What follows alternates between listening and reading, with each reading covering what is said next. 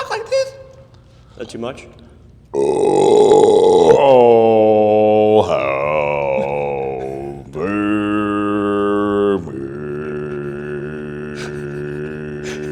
You never know with this stuff.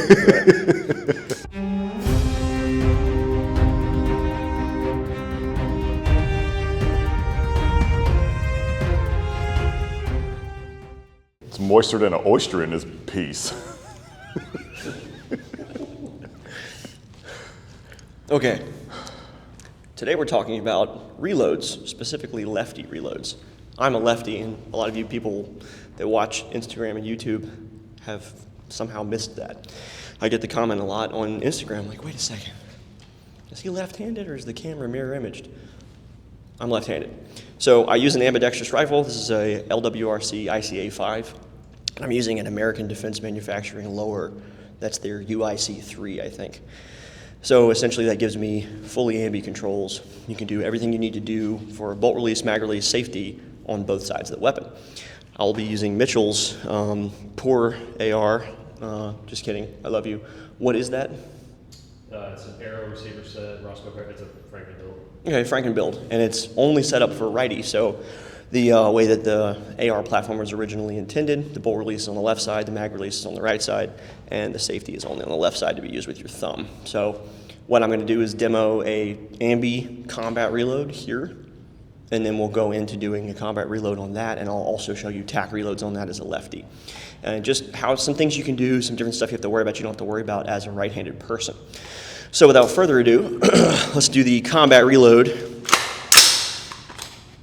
as a left-handed person. I'm just going to do 2 on the target, move to my belt to reload, send it home, and again, it's all ambidextrous. So I am using my shooting finger to press this mag release here when you see me drop that in a second, and then I will be using this, which is the ambi bolt release, when I go to do my combat reload.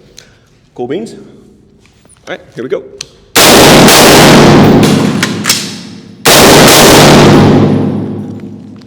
Pretty straightforward. So now we're going to talk about what that would look like a little differently on the other AR that's right-handed only. All right, so let's just talk about some things first about how it's made.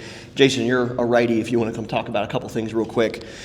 For Jason, if it was in his hand as a right-handed shooter, his thumb's married to the safety, which is the only safety on the weapon. Unlike mine, you saw that it had an ambidextrous safety. And then if the gun were to run dry like it is right now to bolt lock, he's going to feel that. Now, how is he going to drop the magazine?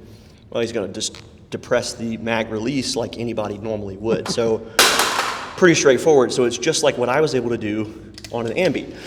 Now from here, he would take his other mag that he's reloading it with, wherever that is, grab that. My combat reload would come from the belt, just Correct, like yours yeah, does, right? So be out here, come out. It's going into the gun. I like to use a beer can grab, and that's what most people describe it as, a beer can grab. If you don't, you could just be a Coke can grab, whatever. But that magazine is going in. For our Mormon viewers, it's a Coke and then can. I'm hitting that bolt release with my thumb. So when I grab that magazine, it's like this. Mm-hmm. And then as I go to insert, it's sliding in. I go to hit that bolt release, and my hand immediately goes back to the forward controls on the rifle. And that's exactly what I did on the ambi. So now let's see what it would look like for me as a left-handed. Here, hold that. I'm gonna set it back up for you.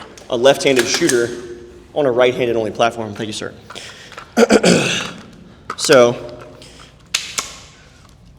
make sure this thing is on. Nice. Now, for me, I basically have 2 options. I can either grab the other magazine, bring it up, strip, and push the other one in, send the bolt release home by wrapping my hands around, or I can do a couple different things. So let's talk about it. If I want to, like again, I'm having to run thumb here, finger here, this is how I'm shooting. So it's off safe, trigger's been depressed, it goes empty. I can move to here first, drop that, then move to here, send this up, and at this point, I still have to send the bolt home. I can either wrap my hand around and hit it from this side. All right, so I've stripped, I'm placing, and I can hit it like so. Or if you have big gorilla hands like me, I can just boop from there. So a couple options. I'm going to do it at speed and just show you what that actually looks like. So we got 1 round in there. I'll fire the 1 and then I'll do the reload from here. You guys ready?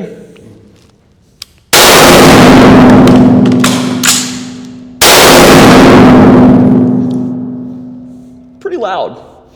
It's pretty loud. We talked about the microphone peaking. I think that's peaking. Imagine being uncivilized with no suppressor. Imagine living in Illinois. Ugh. That's your first mistake. Touche, my good friend, touche. So as you can see, thank you, sir. It's a lot more efficient to do it on the Ambi platform. It's 2024. Go buy an Ambi lower. They're like $200. Drop the Ambi parts kit in if you even need that. A lot of them will come with the proprietary parts like the ADM UIC3. LWRC, LMT, ADM. A lot of people make a proprietary lower that has a bolt release and a magazine release on both sides. It's really not complicated. If you are a lefty and you're having to fight in this position, right, a lot, and you're having to touch a button, touch a mag, touch a button, you're doing a lot. You're basically taking away your ability to simultaneously touch a button and grab a mag at the same time. So let's move forward. Let's try to get the things that actually make us better. You might hear the argument of like, well, in a right-handed world, I want to be able to shoot everyone else's gun. Cool, be proficient at both, but for the gun you're using 99% of the time, in other words, what are the odds of someone going down, you got to pick their rifle up, and now I don't know how to work it? No. 99% of the time you're going to be using your rifle, so get good with something that makes you faster and more efficient just based on the way your body works. You have anything to add to that, Jay? No, another option that I've seen. Please. I've seen people, take that magazine out, and then once the magazine was in, inserted a fresh magazine, come back here and hit the charging handle one time. Again, that's a lot of excessive hand movement, Yeah. And if you put that on time, what is time in a gunfight? That's rounds going, both Yeah. directions. So we want to minimize that time that the gun's not working or running or loading or whatever. So if we can, again, make our efficiency in our hand movements much better, then we can get those rounds going back to the other direction a lot sooner. So it's just one of the ways that I've seen. Yeah. Obviously, the way that you described it was mag out, reinsert. I had to teach somebody that actually in Ohio was, hey, instead of doing that, why don't you try to do a knife hand this way, hit that bolt release, and then put your hand. He goes, holy crap, no one's ever taken the time. So what you're teaching is spot on, and it's still for some people it's a relatively new topic. Yeah. So experiment with what works best for you. Not everybody's built like him with gorilla hands, or you might have smaller hands. Just you have to put yourself on camera to go, okay, how can I be more efficient with my reloading capabilities or ability, and then and train on that, right? You have to dry fire these things to get proficient. How many times do you have to do something before it's committed to muscle memory? What does it say, like 1,000? Yeah, it's 1,000 somewhere reps? between 1,000 or 2,000 times before your brain goes, okay, I know what to do, and I can do it without even thinking about it. So it's one of those things you have to practice. Let's show them tack reloads while we're here. Yeah, man. When we talked about combat, why not talk about tack reloads? We don't even have to shoot for this. So bolt is forward on these, right? So bolt's forward, safety's on. Let's talk about the conditions of a tack reload and what that really looks like. And we'll show righty and lefty. When you're doing a tack reload, the idea is that you've engaged, you've shot some rounds. When you went into that gunfight, hopefully with a full magazine. And if you have the time, the distance, the cover, whatever conditions that you think, okay, I can switch these out for a full mag real quick, why wouldn't we? We would want you to do that, let's say room to room in CQB. You burn 2 or 3 targets down in a room. I'm about to have to commit to a hallway or another room. I don't want to go out there with 7, 8 rounds in my mag. So conditions before I leave, I'm going to check myself, check my buddy, make sure we're good, and I'm going to tack mag out. Ammo management keeps you from ever having to do what we just demoed, the classic combat reload, unless you have some kind of malfunction. And Blake actually teaches that a combat reload is a self-induced malfunction. It can happen sometimes, but there's typically enough pauses in a gunfight that you can tack mag, and you never actually have to have the gun completely dry. So let's talk about what that looks like for a lefty, and then we'll show it for a righty on a right-handed only rifle. For me, I really like the L-shape reload. If I can do it, if you have the time, sometimes it's easier. Instead of holding this thing out there and you can just stick it on your elbow, no big deal, pin it. If I have to present from here in the middle of something, I'm right back up in the shoulder. So if I need to tuck it, what's that Buffalo Bill? He tucks it and he's like, in the Oh, mirror? man, Yeah. come on, bro. Silence of the Lambs. Get out of here. Yeah, sorry. If I need to tuck it, I can. So if you're going to do a L-shaped reload, I'm taking the meat of my palm and I'm grabbing the magazine like so, and I'm just putting it against right here and I'm pressing that mag release, and I'm rotating bullets forward, in. Now I'm going to take that semi-empty mag, I'm going to put it back in the pouch that the other one came from, bullets up. What that does is when I look down, I immediately have ammo management. Hey, this is a partial empty, this is a full. Now the reason I have bullets facing to my holster is because I like this type of reload. So as you can see, when the bullets come out from the facing holster position, when I go to put them in the rifle, I can rotate them like so. There are people who teach or prefer bullets pointing away from holster, and that's for different reasons. Maybe it's because they're right-handed, they do a different technique or whatever else, but my preference for all reloads is bullets to holster. There's also just the straight up swapping over where you put your fingers between. I'm not as big of a fan of that, so I'm getting my fingers between the magazines like this and switching them out. That's just another method. So the reason I don't like that one as much, if you're loading all your magazines to 30, like they say you should be able to do with a PMag, you do really need to be able to push and hear that audible click. Sometimes when you're holding them like this, if you have a really full magazine and there's any sort of back pressure, you'll get that false seat. You should always tug. You should always tug. Repent. You should always tug on the magazine to make sure it's actually seated. So just something to consider on the tack reloads on a right-handed rifle for a left-handed person. Do you want to show them tack reloads from a right-handed perspective? Yeah, because I'm going to add one little caveat to your inserting a fully loaded magazine into the mag well. So I'm doing the same thing as Jared. 2 empties? Yep, 2 empties coming out of this, because this is for my combat reload, right? My emergency reload. So some people call it combat, some people call it emergency. It's the same thing. Hey, the gun has run out of bullets. I need to reload it as quickly as possible. And for me, coming from here, him coming from there, and a few others, that is a lot faster.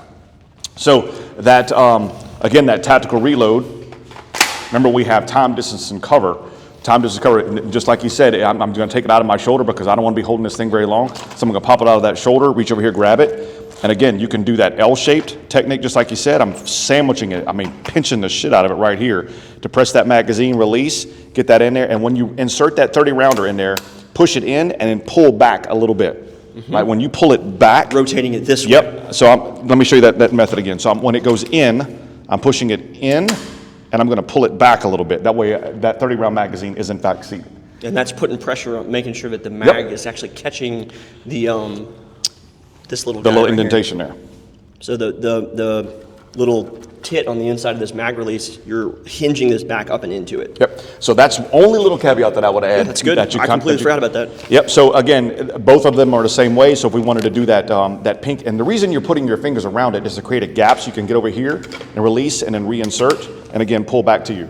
The only problem with that is I don't have a whole lot of control over that magazine. I'm going to slide it over there and so on and so forth. So I prefer that L shape because it goes in. I'm able to use that beer can grab. It's the same because you notice when the magazine comes out how I'm grabbing it.